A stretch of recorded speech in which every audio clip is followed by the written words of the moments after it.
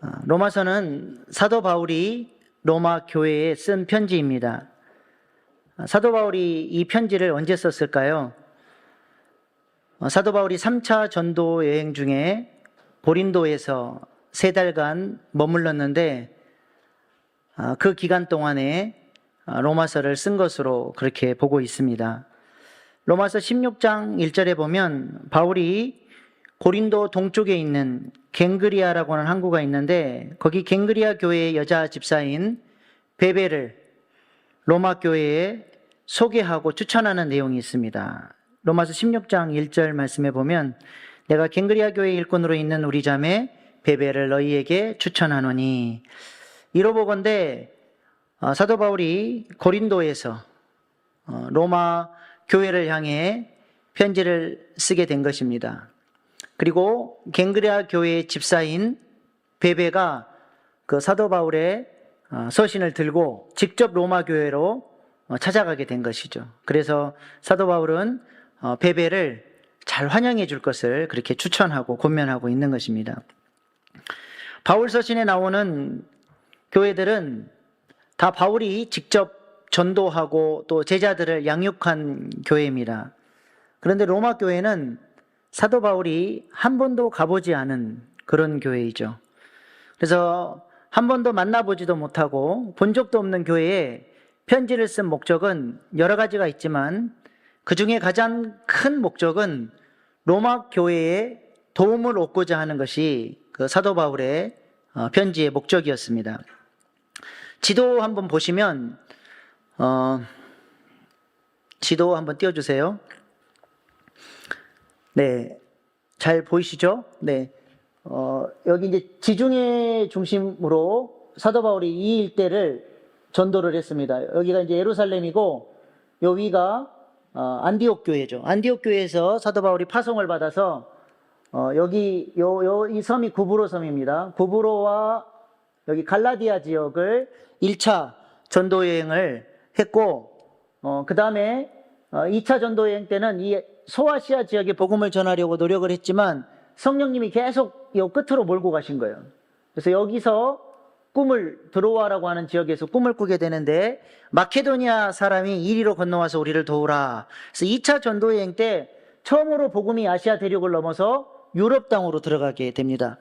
사도 바울이 빌립보, 데살로니가 이 지역을 전도하고 2차 전도 여행을 마치고 3차 전도 여행 때는 다시 이쪽으로 와서 복음을 전하고 에베소까지 들렸다가 다시 돌아서 이제 3차 전도 여행을 마치게 됩니다. 그래서 사도 바울은 이 지중해 동쪽 지역을 3차에 걸쳐서 전도를 한 다음에 사도 바울의 목적은 이 서바나, 당시 여기가 땅끝으로 알고 있었어요. 우리는 지금 과학이 발달해서 지구가 둥글다는 것을 알지만 당시 사람들은 서바나 지역이 저기가 땅끝으로 알고 있습니다. 지금의 저곳은 스페인입니다. 그래서 사도 바울이 이제 이쪽 전도를 마치고 서바나까지 가고 싶은데 중간에 이 로마 교회의 도움을 받아서 여기를 베이스 캠프로 해서 이쪽 지역 전체를 복음을 전하고, 우리 예수님께서 땅끝까지 복음을 전하면 오신다고 했으니까 땅끝까지 복음을 전한 다음에 다시 예루살렘으로 돌아가서 재림하실 예수님을 맞이하는 것이 사도 바울의 꿈이었던 것입니다. 그래서 로마 교회에 편지를 써서 이 사도 바울의 선교 계획을 밝히고 로마 교회의 후원을 받아서 땅끝까지 복음 전하는 일에 내가 로마 교회와 함께 동역하고 싶다, 그런 마음으로 편지를 쓰게 된 것입니다.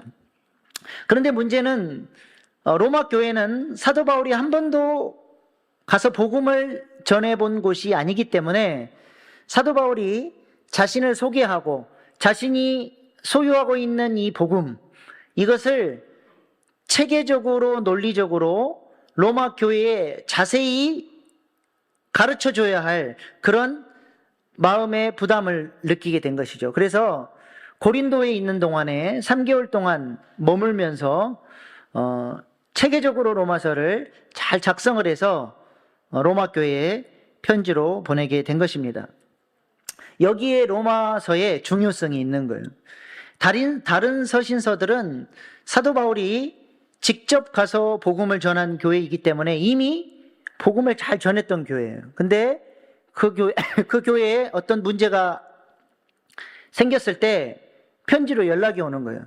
교회 안에 이런 문제가 있는데 사도 바울 선생님 어떻게 해결해야 됩니까? 하면 내가 너희에게 전에 이렇게 복음을 가르쳐 주지 않았냐. 이렇게 교회가 가야 한다 하면서 답장을 보내는 형식으로 서신서가 작성이 된 거예요. 그러다 보니까 사도 바울의 복음이 서신서 안에 담겨 있긴 하지만 총체적으로 종합적으로 들어간 것은 아니고 좀 단편적으로 실릴 수밖에 없었던 그런 한계가 있고, 사도 바울이 계속해서 움직이면서 서신서를 써야 했고, 지금처럼 무슨 컴퓨터를 쓴다거나 종이에 쓰는 게 아니라 파피루스에 이렇게 써서 보내야 되다 보니까 그래서 서신서들이 좀 짧습니다. 다른 서신서들은.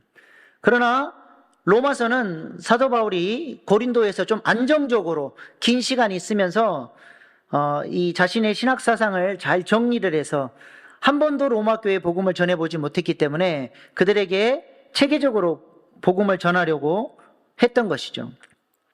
그래서 로마서가 굉장히 중요한 책입니다. 다른 서신서도 물론 중요한 책이지만 로마서는 서신서 중에 최고봉, 꽃이에요. 사도 바울의 모든 신학 사상이 잘 담겨 있는 책입니다. 그래서 여러분이 가지고 계시는 교재 6페이지를 한번 보시길 바랍니다. 6페이지 보시면 7번 로마서에 대한 애찬 한번 보시기 바랍니다. 책 없으신 분들 손 드시면 우리 교육자들 갖다 드리겠습니다. 종교개혁자 루터는 로마서에 대해서 이렇게 평가를 합니다. 로마서는 신약 성경의 핵심 부분이며 가장 분명한 복음이다.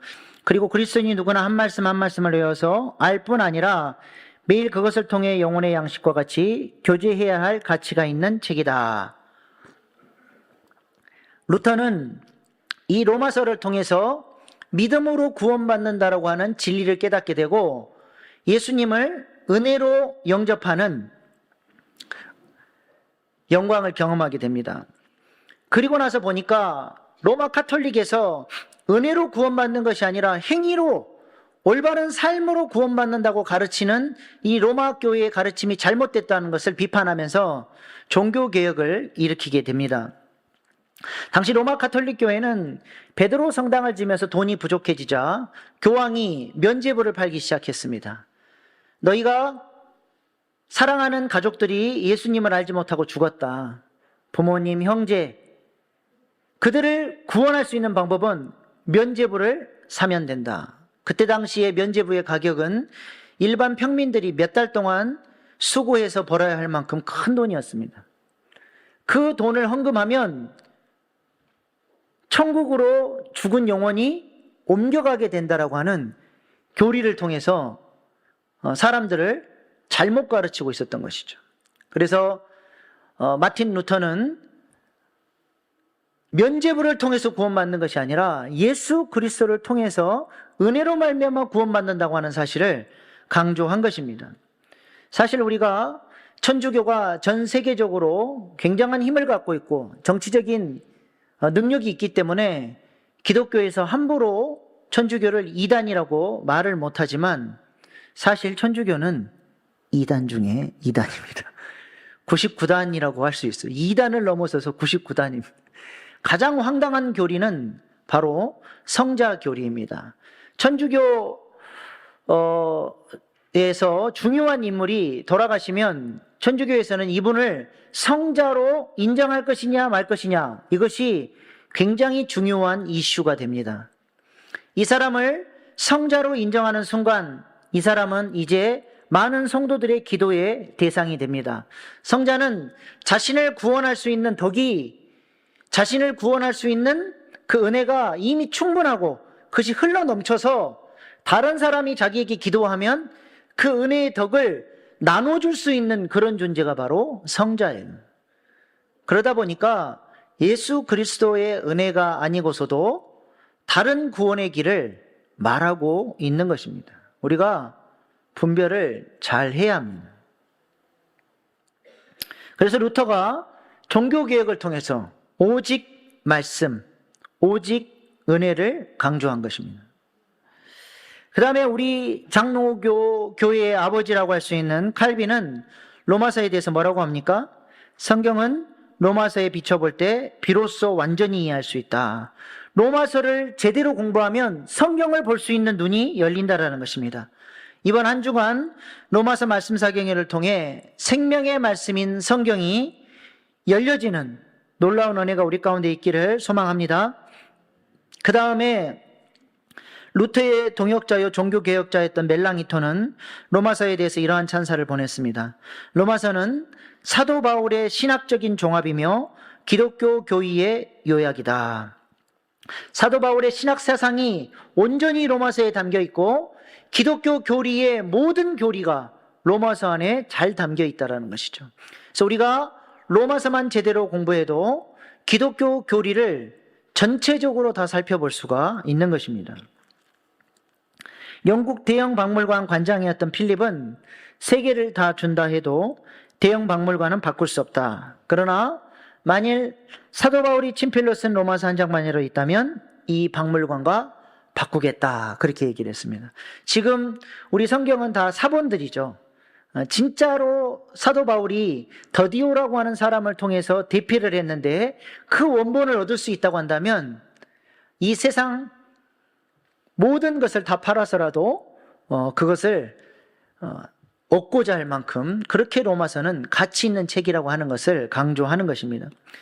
이 외에도 로마서를 통해서 인생이 달라지고 교회의 역사의 물줄기가 달라진 사건들이 많이 있습니다. 어거스틴이 로마서를 통해서 회심하게 되었고 그가 교회사의 중요한 인물로 쓰임받게 되었습니다. 감리교 창시자였던 요한 웨슬레는 구원의 확신이 없던 사람이었는데 로마서를 통해서 은혜로 말미암아 구원받는다고 하는 사실을 깨닫고 구원의 확신을 갖고 전 세계가 나의 교구다 외치면서 온 세계 만방에 복음 전하는 전도자로 살아가고 감리교회가 이분을 통해서 생겨나게 된 것이죠. 또 20세기에 들어와서는 스위스의 위대한 신학자 칼 바르트라고 하는 사람, 이 사람은 자유주의 신학에 깊이 심취되어 있었던 사람입니다. 우리는 성경을 뭐라고 얘기하죠? 성경은 하나님의 말씀이다 그러잖아요. 근데 자유주의 신학자들은 성경을 뭐라고 말하냐면 성경이라고도 안 해요. 성서는 하나님의 말씀도 있다. 그 말은 뭐예요? 성경 안에 거품들이 많아서 다 인간적인 말들이 많은데 그것들 다 걷어내고 하나님의 말씀이 조금 있는데 그것을 찾아내는 것이 자유주의 신학이라는 겁니다. 그런데 칼 바르트가 이 로마서 말씀을 깊이 연구하다가 자유주의 신학이 말하는 복음과 로마서가 말하는 복음이 다르다는 것을 깨닫게 돼요. 그리고 이 로마서를 통해서 큰 은혜를 받고 로마서 주석을 이 사람이 쓰게 됩니다. 신학자들은 당시에 자유주의 신학이 전 세계를 휩쓸고 있었는데 이 자유주의 신학자들의 놀이터에 칼바르트의 로마서 주석이 폭탄과 같이 던져졌다. 그렇게 표현하고 있습니다. 하나님의 말씀, 은혜가 강조되는 이 로마서를 통해서 이 세계사에 큰 교회사에 전환을 가져오는 그런 역할을 하게 된 것입니다. 몇 사람 대표적인 이야기를 했지만 이 외에도 많은 사람들이 예수 그리스도를 만나고 복음을 발견하고 삶이 바뀌고 교회가 바뀌는 그런 일들이 일어났습니다. 이번 로마서 말씀 사경회를 통해서 우리의 삶 가운데도 이런 놀라운 변화들이 나타날 수 있기를 소망합니다. 그렇다면 도대체 사도 바울이 전한 복음이 무엇이길래 이렇게 많은 사람들에게 영향력을 미쳤을까요? 사도 바울이 전한 복음은 무엇일까요? 사도 바울은 로마서를 시작하면서 첫 문장부터 복음을 이야기합니다. 로마서 1장 1절 말씀입니다. 예수 그리스도의 종 바울은 사도로 부르심을 받아 하나님의 복음을 위하여 택정함을 입었으니, 자기가 복음 때문에 사도로 부름을 받았고 하나님의 종으로서 이 복음을 위해서 일한다 이야기를 합니다. 그리고 바로 이어서 2절부터 복음이 무엇인지를 말씀을 합니다. 2절로 4절 말씀입니다. 이 복음은 하나님이 선지자들을 통하여 그의 아들에 관하여 성경이 미리 약속하신 것이라. 그의 아들에 관하여 말하면 육신으로는 다윗의 혈통에서 나셨고 성결의 영으로는 죽은 자들 가운데서 부활하사 능력으로 하나님의 아들로 선포되셨으니 곧 우리 주 예수 그리스도시니라. 이 복음은 2절에 이 복음은 하고 이 복음을 수식하는 여러 문장들이 있어요. 그것을 가로하고 4절에 하나님의 아들로 선포되셨으니까지가 이 복음을 수식하는 문장들인데 그것을 가로를 치면 이 복음은 그 다음 뭐예요? 곧 우리 주 예수 그리스도시니라. 복음이 뭐라는 겁니까? 예수 그리스도가 바로 복음이라는 거예요. 누가복음에서도 복음을 이렇게 소개하고 있습니다. 누가복음 2장 10절로 11절 말씀입니다. 우리 같이 읽겠습니다. 시작. 천사가 이르되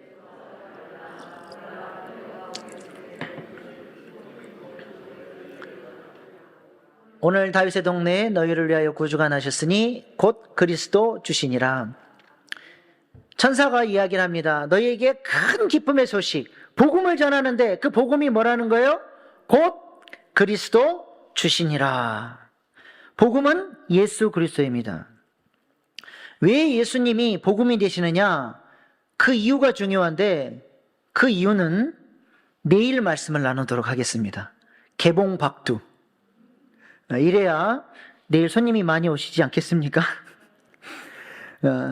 옆에 계신 분들에게 인사 한번 하겠습니다. 로마서 말씀 사경에서 뵙겠습니다. 예. 아무튼 중요한 것은 예수 그리스도가 복음이라는 것입니다. 바울은 이 복음이신 예수 그리스도를 전하기 위해서 로마 교회에 편지를 쓴다라고 이야기를 하죠. 로마서 1장 14절로 15절 말씀입니다. 헬라인이나 야만이나 지혜 있는 자나 어리석은 자에게 다 내가 빚진 자라. 그러므로 난 할 수 있는 대로 로마에 있는 너희에게도 복음 전하기를 원하노라. 그 놀라우신 복음을 통해서 내가 은혜를 받았는데 그 사도 바울의 마음속에는 빚진 자의 마음이 있는 거예요. 내가 이렇게 큰 은혜를 받았는데 가만히 있을 수 없다. 그래서 로마 교회에게도 내가 너희에게 복음이신 예수 그리스도를 전하겠다라고 이야기를 하는 것입니다. 예수님이 복음이니까 그렇다면 마태의 복음은 무슨 뜻입니까? 복음이 예수님이니까. 마태의 복음은 마태가 만난 예수 그리스도에 관한 이야기죠. 마가복음은요? 마가가 만난 예수 그리스도에 관한 이야기입니다. 제가 언젠가 한번 성경 공부를 하다가 이 복음을 얘기를 가르쳐 줬더니 어떤 안수 집사님께서 아 그렇구나 하시면서 목사님 마태가 사람인 줄 처음 알았습니다. 그러신 분이 계시더라고요. 로마서는 뭡니까? 바울이 만난 예수 그리스도에 관한 글이 바로 로마서예요. 그래서 로마서 16장 25절에 사도 바울이 나의 복음이라고 얘기합니다. 내가 만난 예수 그리스도를 너희에게 전했다 그 말이죠. 이번 로마서 말씀 사경회를 통해 바울이 만난 예수 그리스도를 우리가 공부할 텐데 바울의 복음, 목사님의 복음이 아니라 나의 복음으로 만날 수 있기를 간절히 소망합니다. 복음은 문자 그대로 기쁜 소식이에요. 예수님을 만나면 인생이 달라져야 하는 것입니다. 죄와 사망의 문제가 해결이 되고 기쁘고 감격스러운 일들이 생겨나는 것입니다. 예전에는 어둠 속에서 슬픔과 저주 가운데 살았다고 한다면 이제는 빛의 나라로, 생명의 나라로, 하나님 나라로 옮겨져서 하나님의 사랑의 통치를 받는 전혀 새로운 차원의 삶이 시작되어야 하는 것이죠. 그것이 복음을 나의 복음으로, 예수님을 나의 복음으로 만나는 것입니다. 그래서 로마서를 통해서 삶이 달라지고 인생이 달라졌던 많은 믿음의 조상들처럼 우리의 삶에도 새로운 변화들이 나타날 수 있기를 간절히 바랍니다. 사도 바울은 로마서 8장에서 정말로 복음 때문에 기뻐하고 감격하고 하나님을 뭐라고 불러요? 아빠, 아버지라고 불러요. 하나님을 너무 가깝게 나를 사랑하시되 그 어떤 것도 아버지의 사랑에서 끊을 수 없다. 아빠, 아버지라고 고백하면서 하나님과의 관계 속에서 누리는 기쁨과 감격을 노래합니다. 이 사도 바울이 누리는 이 기쁨과 감격이 우리 것이 되어야 할 줄로 믿습니다. 하나님께서 가나안 땅을 정복해 들어가는 이스라엘 백성들을 향해서 이렇게 말씀하셨어요. 너희가 이제부터는 단 한 번도 걸어보지 못했던, 단 한 번도 살아보지 못했던 인생을 살게 될 것이다. 우리가 로마서를 통해서 이렇게 새로운 차원의 삶이 열려야 할 줄로 믿습니다. 이전에 단 한 번도 그렇게 살아본 적이 없는, 단 한 번도 예수 그리스도를 나의 복음으로 만나본 적이 없는, 예수님 때문에 그렇게 기뻐하고 감격해 본 적이 없는 새로운 차원의 삶이 우리의 삶 가운데 열려지기를 간절히 축복합니다. 우리 로마서 말씀 상행회를 통해서 이 은혜가 우리 가운데 충만하게 나타날 수 있기를 바랍니다. 이 편지의 수신자인 로마 교회는 언제 설립된 교회입니까? 사도행전 2장 10절에 보면 오순절날 세계 곳곳에 흩어져 있었던 디아스포라 유대인들이 오순절을 지키기 위해 예루살렘으로 모여듭니다. 이때에 사도행전 2장 10절에 보면 로마로부터 온 나그네들, 곧 유대인들이 오순절에 예루살렘에 오게 된 것이죠. 그리고 그들이 오순절날 베드로의 설교를 듣고 회개하고 회심하고 예수 그리스도를 구주로 영접하게 됩니다.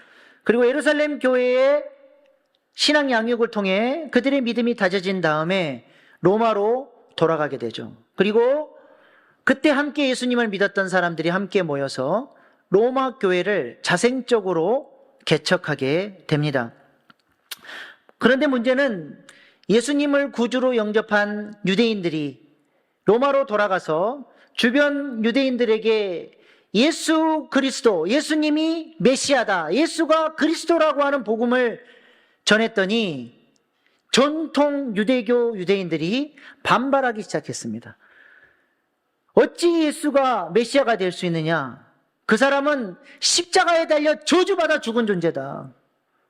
그러면서 예수님을 구주로 영접한 그리스도인들과 유대교 그리스도인들 사이에 다툼이 일어나게 됐어요. 유대교 그리스도인들은 굉장히 과격합니다. 그들의 유대교 교리에서 벗어난 잘못된 가르침을 보면 심지어는 그 사람들을 죽이려고까지 하죠. 나중에 보면 사도 바울을 쫓아다니면서 계속해서 죽이려고 했던 사람들이 바로 이 유대교 유대인들이에요. 암살당까지 조직을 해서 로마 군사들이 사도 바울을 보호해 주지 않았다고 한다면 어쩌면 그들의 손에 사도 바울은 암살당했을지도 모릅니다. 그럴 정도로 과격한 사람들인데 이 유대인 중에 복음을 받아들인 사람들과 얼마나 치열하게 싸웠던지 로마 사회에 큰 문제가 될 만큼 그런 소동이 일어나게 됩니다. 그래서 로마 역사가 수에토니우스에 따르면 당시 로마에 거주하는 유대인들 사이에 소요가 일어나서 자칫 그대로 방치했다가는 로마 전체의 공공 질서와 안녕을 이어갈 수 있는 가능성이 있었다라고 기록을 하고 있습니다. 그래서 이 문제가 로마 황제에게까지 귀에 들어가게 되고 결국 로마 황제가 극단적인 처방을 내립니다. 로마 안에 있는 모든 유대인들을 다 추방한다. 다시는 로마 땅에 발을 붙이지 못할 것이다. 49년에 글라우디오 황제가 유대인 추방령을 내리게 됩니다. 그래서 사도행전 18장 2절에 보면 이 사건이 기록되어 있습니다. 아굴라라는 본도에서 난 유대인 한 사람을 만나니 글라우디오가 바로 로마 황제를 말해요. 모든 유대인을 명하여 로마에서 떠나라 한 고로 그가 그 안에 브루스길라와 함께 이달리아로부터 새로 온지라 바울이 그들에게 가매. 이때 추방됐던 그리스도인 유대인 부부가 바로 그 유명한 브루스길라와 아굴라입니다. 유대인들이 다 추방되고 나니까 로마 교회에 큰 문제가 발생하게 됩니다. 그 유대인 그리스도인들이 주축이 돼서 로마 교회를 개척을 했고 주변에 복음을 전도해서 이방인들이 예수님을 영접하고 교회 안에 성도로 정착을 한 거예요. 그리고 그 로마 교회 지도자들은 대다수가 유대인이었고 그들이 이방인들을 양육하고 케어하면서 가르쳤는데 하루아침에 교회 지도자들이 다 쫓겨난 겁니다. 갑자기 우리나라의 목사와 장로들은 오늘부터 서울특별시에 발을 붙이지 못할 것이다. 다 쫓겨나 버렸어요. 청년들만 남았다고 하면 우리 청년들 어떡할 겁니까? 이방인 그리스도인들은 이제 두 가지 선택권이 있는 거예요. 교회 지도자들이 다시 돌아올 때까지 교회 문을 닫고 기다린다. 또 한 가지는 언제 돌아올지 모르니까 우리가 아직 믿음이 연약하지만 그래도 교회를 운영해 가야 될 거 아니냐. 그래서 그래도 이 중에 당신이 제일 뛰어나니까 당신이 설교하고, 당신 찬양 잘하니까 당신이 찬양 인도하고, 당신 회계 잘 보니까 재정부 맡고, 당신 아이들 좋아하니까 교사도 맡으십시오 하면서 이방인들끼리 교회를 꾸려나갈 것이냐. 두 가지 갈림길이 놓였는데 이 이방인 그리스도인들이 교회 문을 닫지 않고 이 교회를 섬겨보기로 의기투합을 합니다.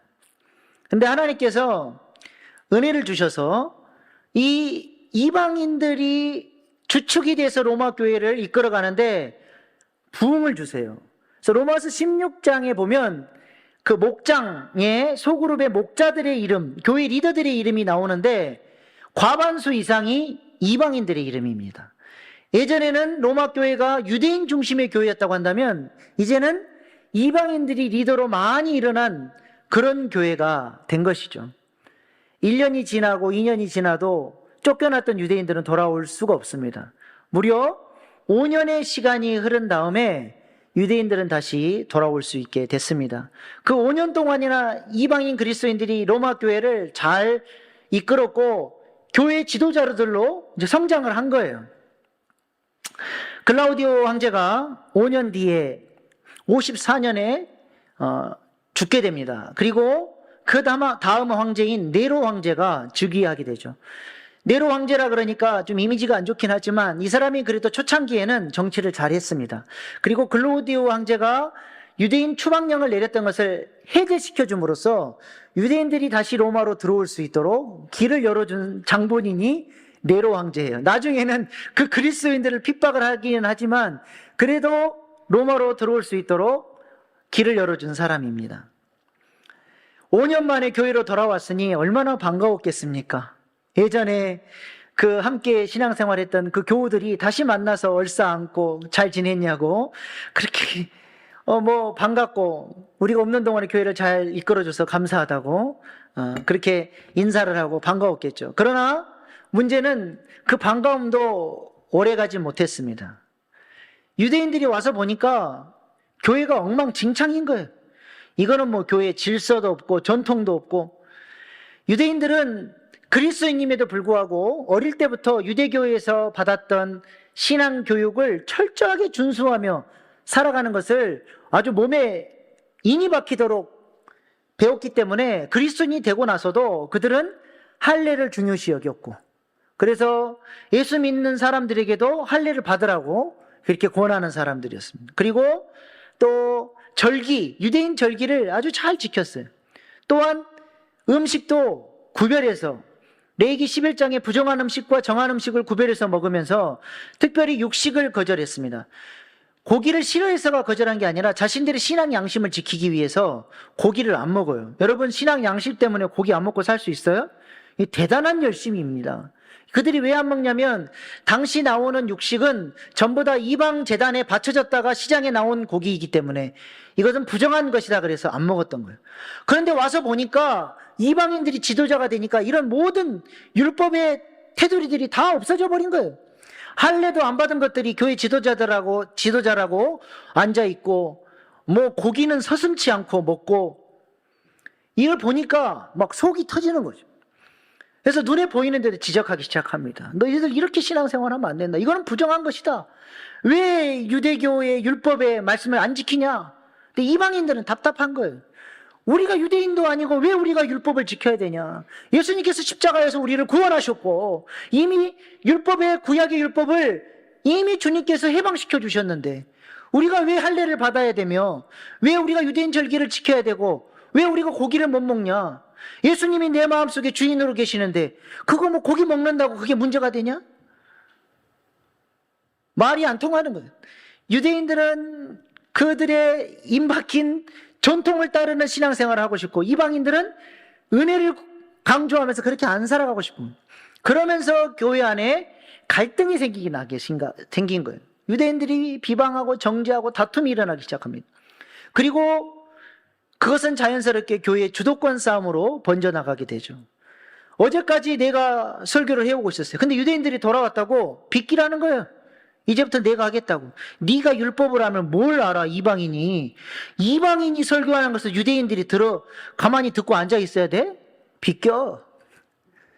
이러니까 이제 교회 안에서 주도권 싸움이 나타나기 시작하는 거예요.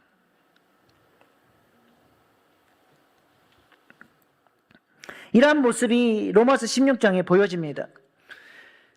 로마서 16장에 보면 소그룹의 명단들이 이렇게 쭉 나오는데 우리는 이름만 보면 금방 알 수 있잖아요. 히브리어 헬라어는 잘 모르지만 우리 동아시아 쪽은 잘 알잖아요. 이찌로 어느 나라 사람이에요? 일본 사람. 양양, 철수, 한국 사람. 이름만 들어도 또 대충 직업도 알아요. 돌쇠. 종이에요. 우리 문화권에서 그래서 잘 알잖아요. 로마서 16장도 마찬가지예요. 히브리어 헬라어를 잘 아는 문화권의 사람들은 보면 딱 보여요. 뭐가 보여요? 유대인들은 유대인들끼리, 이방인 니들은 우리 안에 못 들어와. 이방인들은 이방인끼리, 종들은 종들끼리, 자유인은 자유인들끼리, 끼리끼리 교회가 쫙쫙 다 갈라져 있는 거예요. 이런 로마 교회에 사도 바울이 편지를 쓴 겁니다. 내가 선교해야 되는데 도와달라고. 근데 문제는 뭐예요? 선교를 위해서 로마 교회가 일치된 마음으로 하나님 나라를 위해서 한 방향으로 뛰어야 되는데 교회가 갈라져 있으니 사도 바울을 도와줄 수가 없는 겁니다. 사도 바울이 로마 교회의 소식을 듣고 내가 보니까 너희들은 도의 초보에 머물러 있다. 다시 복음을 듣고 복음 안에서 신앙이 성장해서 하나님께서 기뻐 받으시는 거룩한 산제사로 드려져야 된다. 그리고 아버지의 사랑을 품고 서로 사랑하고 아끼고 심지어는 원수까지도 용납할 수 있는 그런 교회가 되어서 세계 열방을 위해서 쓰임받는 교회, 주님이 찾으시는 교회, 하나님께서 원하시는 바로 그 교회로 너희가 세워져야 할 것이다라고 사도 바울이 로마서를 통해서 전하고 있는 것입니다. 그 내용이 로마서에 구구절절 나오는 것이죠. 여러분 교재 11페이지 보시기 바랍니다.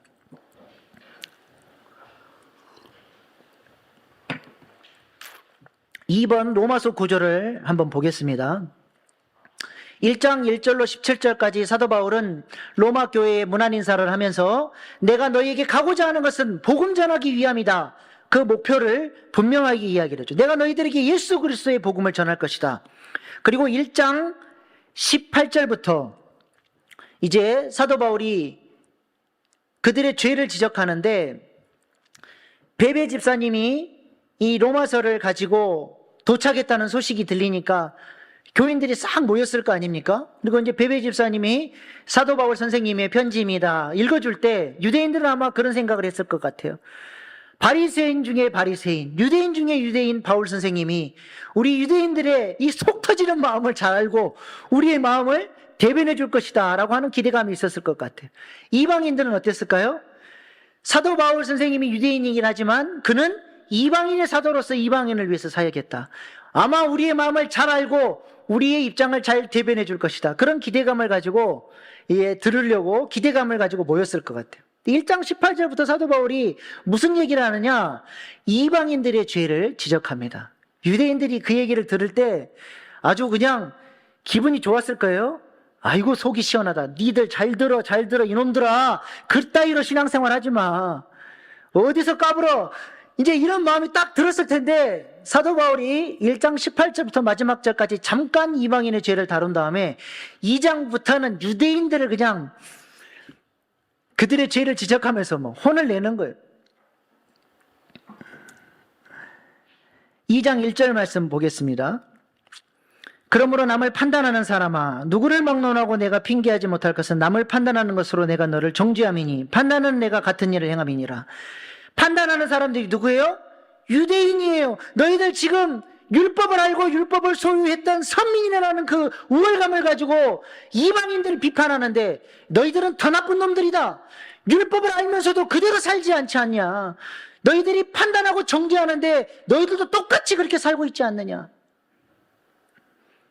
유대인들의 죄들을 신랄하게 비판합니다. 로마서 2장 23절에도 이렇게 얘기합니다. 율법을 자랑하는 내가 율법을 범함으로 하나님을 욕되게 하느냐. 너희들은 율법으로 말미암아 율법을 지킴으로 의로워진다라고 주장을 하는데 너희들은 그 율법을 지키지 않기 때문에 너희는 불의한 자라는 거예요. 너희가 바로 죄인이라는 것입니다. 그러면서 사도 바울이 강조하는 건 뭐예요?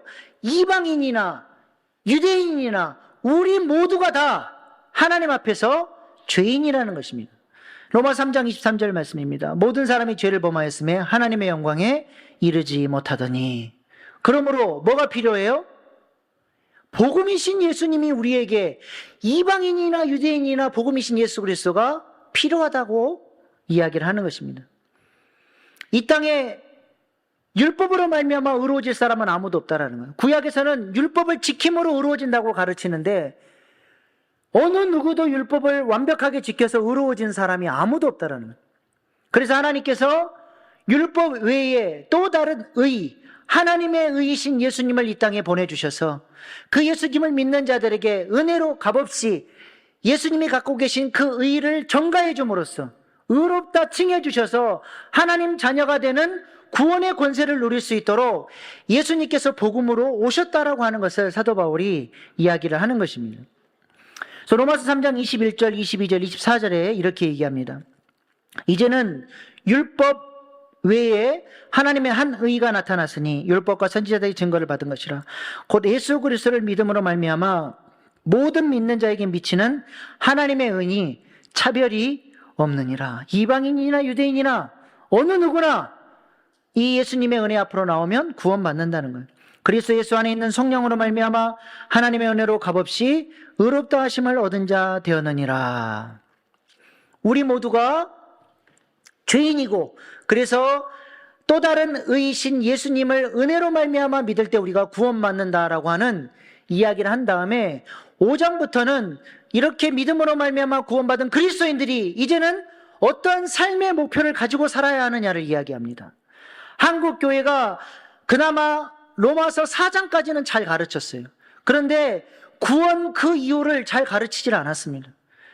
예수님을 믿는다고 하면서도 어떻게 예수님을 닮아가는지, 우리가 왜 성화되어져야 하는지, 우리의 삶으로 어떻게 주님께서 기뻐하시는 삶을 살아야 하는지를 교회가 잘 가르쳐주지 않음으로 말미암아 세상의 빛과 소금의 역할을 감당을 못하는 거예요. 로마서가 16장으로 구성되어 있는데 4장까지 해서 믿음으로 말미암아 구원받는다는 이야기는 끝나버립니다.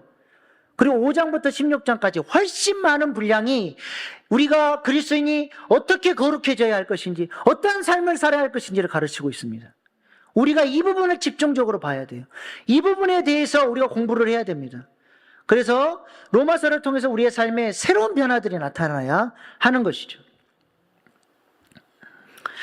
그래서 로마서 5장부터 8장까지는 그리스도를 닮아가는 성화의 내용, 우리가 어떻게 죄를 이길 것이냐, 우리의 육체의 소욕을 어떻게 이길 것이냐, 우리 안에 지금도 강력하게 역사하고 있는 죄와 사망의 질서를 어떻게 거스리고 이겨낼 것이냐, 어떻게 성화될 것이냐를 이야기를 합니다.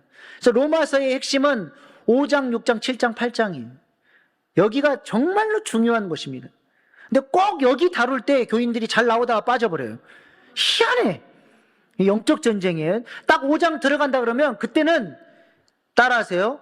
아프지도 말고 죽지도 말자. 다시 한번 딱 오른손 올리고 아프지도 말고 죽지도 말자. 우리가 이 부분만은 무슨 수가 있어도 내가 꼭 배웠다. 이 자세로 접근하셔야 됩니다.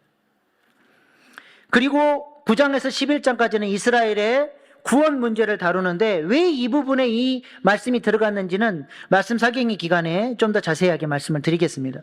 그리고 12장부터 16장까지는 복음을 소유한 그리스도인들이 어떻게 하나님이 받으심직할 만한 거룩한 산제사의 삶, 아름다운 삶을 살아낼 것이냐를 구체적으로 사도 바울이 가르쳐주고 있고, 특별히 13장, 14장은 유대인과 이방인들의 갈등의 문제를 다루면서 그들이 어떻게 사랑하고 화해하고 아름다운 하나의 교회를 이뤄서 하나님 나라를 위해서 쓰임받는 아름다운 교회를 세워갈 것이냐를 이야기해 주고 있습니다.